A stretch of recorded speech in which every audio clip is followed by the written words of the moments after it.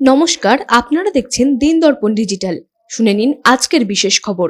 যাত্রী নিরাপত্তায় বাসের গতিবিধির পুলিশি নজরে আনতে নয়া অ্যাপ আনতে চলেছে রাজ্য। নবান্ন সূত্রে খবর, হোয়ার ইজ মাই বাস নামে একটি মোবাইল অ্যাপ শীঘ্রই চালু করতে চলেছে পরিবহন দপ্তর।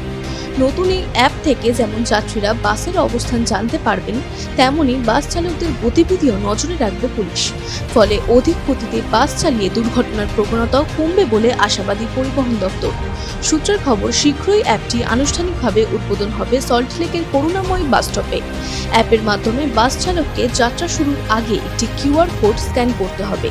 তাতে সেই বাস সংক্রান্ত যাবতীয় তথ্য পৌঁছে যাবে পরিবহন দপ্তরের তথ্য প্রযুক্তি শাখায়।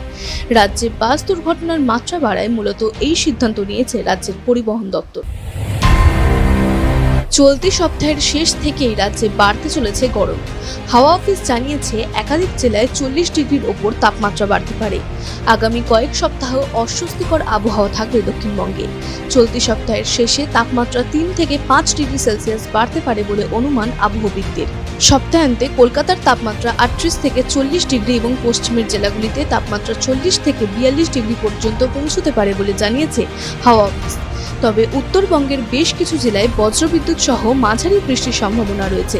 বৃষ্টি হতে পারে দার্জিলিং, কালিম্পং, আলিপুরদুয়ার, জলপাইগুড়ি, কোচবিহার এবং উত্তর দিনাজপুর জেলাগুলিতে। এদিকে বর্ষার আগমনের বার্তা দিয়েছে হাওয়া অফিস।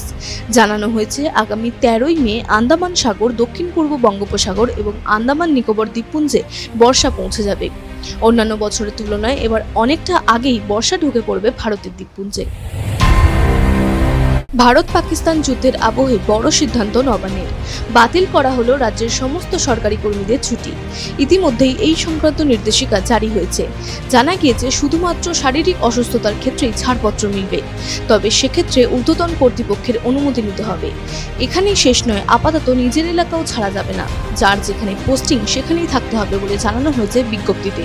তবে যারা বর্তমানে অসুস্থতার কারণে ছুটিতে রয়েছেন, তাদের ক্ষেত্রে এই নির্দেশ প্রযোজ্য নয়।